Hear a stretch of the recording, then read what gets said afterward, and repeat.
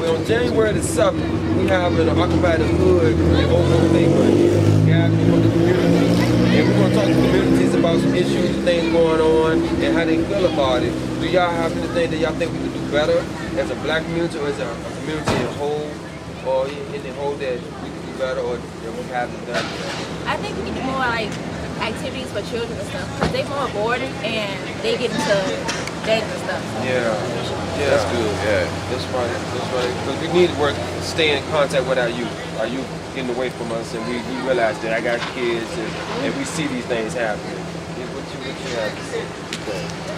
How the economy? Y'all think our economy could be better? Yeah, y'all change the world. Yeah, you need to change some things. And that's one thing we're trying to approach the community and let it. If our voices come together, they can't ignore us. Yeah. So that's what change start to take place for us unified. You gotta get that attention. There you go.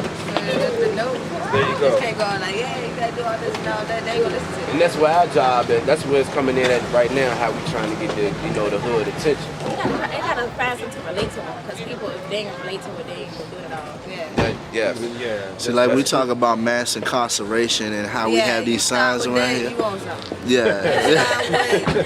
Just some patterns, people gonna look at you like you're crazy. Right. You stop and rape, people gonna look at you like, let's take a look at this. You know what I'm saying? Right. You say something about playing on the playground, this and that, they're gonna say, oh, these ain't nothing but some crazy people. Right. You know what I'm saying? No doubt. Just trying to do something, trying to get some money. That's right. That's right. Yeah, that's right. So how y'all feel about the target enforcement zones all in the neighborhood?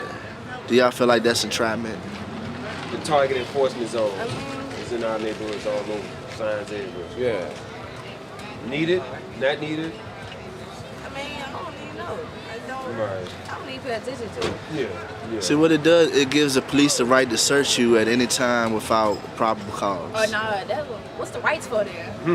Yeah. Being violated, they stepping on rights. Yeah. That's what There you go. Yeah. That's why we need some females to see y'all shop. See?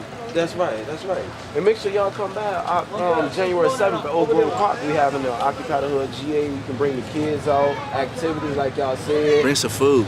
Food, singing, artists, different things. We're just trying to bridge a gap and bring the community together. 9 to 5, 9 in the morning to 5 in the evening. Yeah, he's speaking some good things going down. And we're going to have some workshops or people speaking about knowing your rights. Because we need to be aware of our rights. Yeah, they don't. Yeah. That's how they can get to run your pockets all the time. Because we don't know them. You know, so. And they also making laws that counter the rights that we're supposed to have. So a lot of us not aware of that. You know, the Patriot Act and the NDAA is, they're giving the right they can hold and detain somebody if they fear that you might be a terrorist and you ain't gotta have a bomb on your backpack. You know what I'm saying? And they can hold you until they feel like they tired of no lawyer, no nothing. Yeah. And people not aware of these things. So they counter the rights that we're supposed to have. You know. Occupy the hood. Yeah. Thank you, ladies. Thank you, ladies. Well, it's like this. We have struggles and things going on in our society, in our communities, and our government, which we allow to tax us and hold our monies and 401ks. Don't seem like they're not doing anything. So we're telling each other that if you got chicken and you thirsty and I got water, I'm over here hungry, then we need to get together. Exactly. So we need to solve. We're trying to set our community come together so we can solve these things. We need to, bring our resources, our talents and things. So that's why we take this because we have a right to do that. You know what I'm saying? So we're trying to show them that we waited. We waited, you know what I'm saying? I heard that some things were coming down the line and I probably been stimulated, but I don't see it in my community. I don't feel it in my house. So we're telling everybody, let's come out, let's talk, y'all, because we need to know what you know. And that ain't a bad thing. Right. Especially for the younger generation. if something is getting resolved. Right. But just going out holding up a sign and ain't nobody doing nothing, you know? True. But see, it can't be just numerous of people. It got to be everybody have a part to play. You know what I'm saying? If everybody was to have a part to play, I think it could be a change.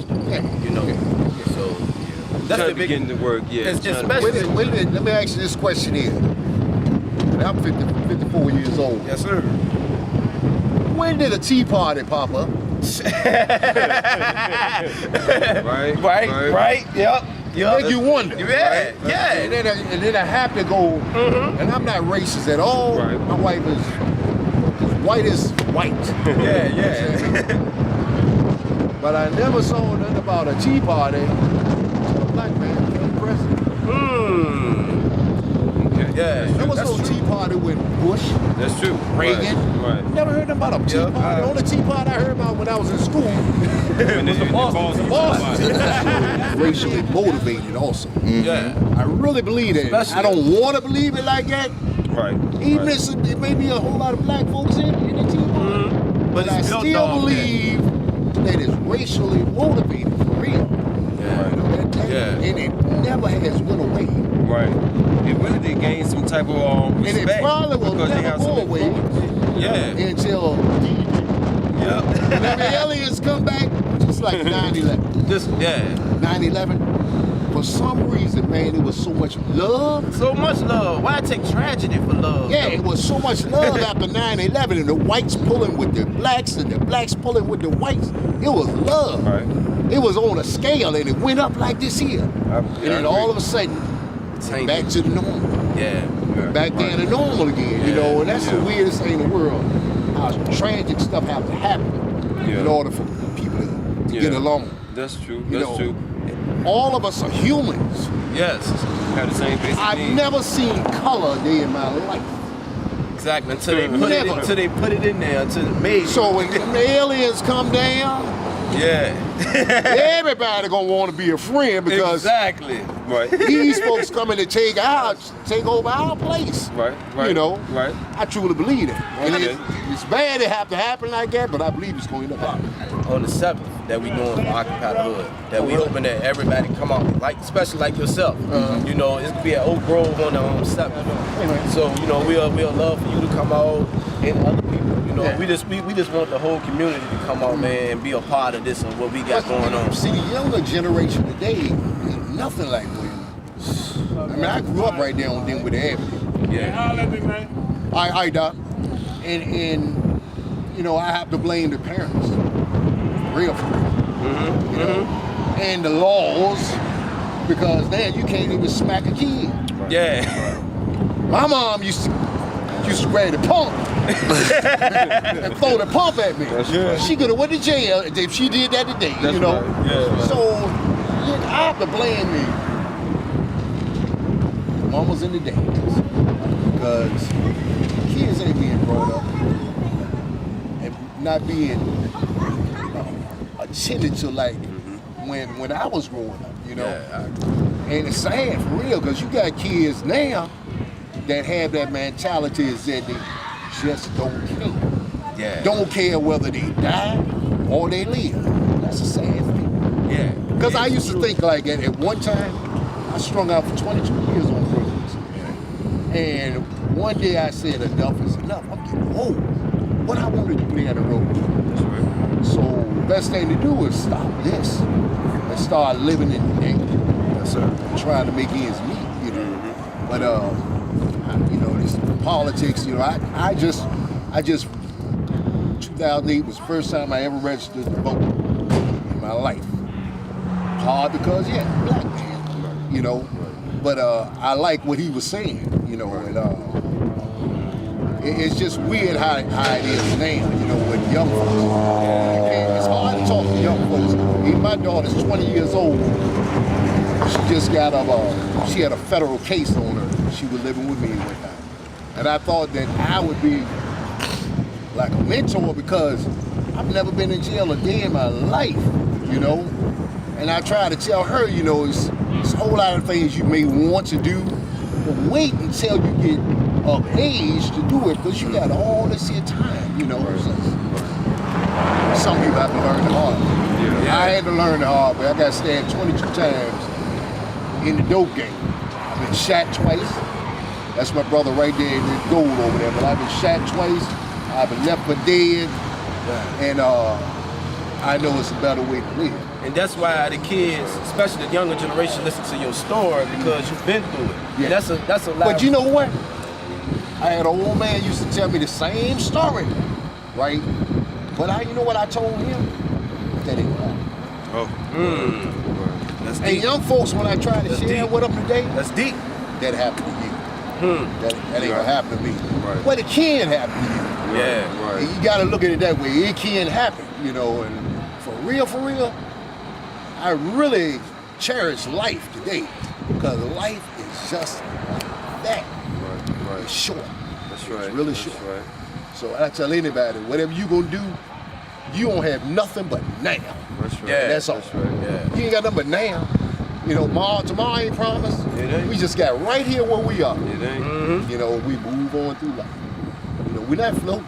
Right. There is a God. And yes, and see, you are a living example of what we're trying to get out there too, and everything that you can take your life back. Exactly. And no matter what's going on, and that's what we are. We're young, and we're not all high school or whatever. We younger, but we still see a need and see hope that we can make some different changes. So you know, the change. It's the change. Yeah. And I Because think, if we don't change, and what you did, you changed your thinking, and that's what we're trying to spark. We're trying to spark the thinking. I had to change my thinking. Yes. And better yet, I was to the point I couldn't think. Okay, I understand. I couldn't. So what I did, I ain't got me a sponsor. I didn't get somebody to help me think. That's right. Because my thinking didn't work. Okay. And every time I thought, I ended up getting in trouble. Okay. So he'll help me think for a little while. Yeah. So that's what And you he just thought said. for 10 years, he thought for me. Okay. I found a wallet. Found a wallet on the ground coming from church one day. And I still had that dope fiend mentality. I looked in that wallet, $70. License, all the ID. I took it out because I knew what was going to happen if I called my sponsor and said, look, I found it. So when I called him and told him, he says, was any ID in it? I told him, there's no ID in it. Because at the time, I'd have took it out already. You know? So at the time, technically there's nothing in it. Yeah. But he told me, he just so straight up told me, he knew I was lying. He just told me, he said, you know what to do with it. And I walked that floor and I paced that floor. And I said, you know what, prepare this man, this wallet.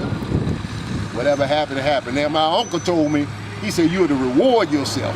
Before you carry the wallet, reward yourself, take a couple dollars out. I said, no, carry it to him. I knocked on the door, the lady came to the door, she said, oh, that's my grandson. So the grandson came out on the porch, I gave him his wallet, I said, check it. My dope fiend move right here. I said, check it, make sure your money in it, right? And he looked at it, pulled it up, stuck it in his pocket, shook my hand. And his grandmother said, dog, look out for you for that, you know. And I'm saying to myself, oh, I need to show him. I gotta use, man, because that daggone money I just had, that's all I had. Right. And when I left that yard, I looked up in the air waiting for this sign, you know, and it never happened.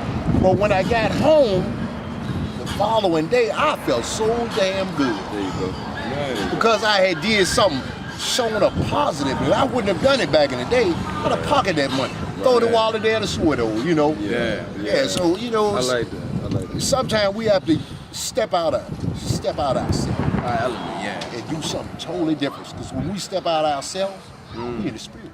This Calvin telling y'all, occupy the hood. It's needed, you know. Let's pull together. That's right, Calvin.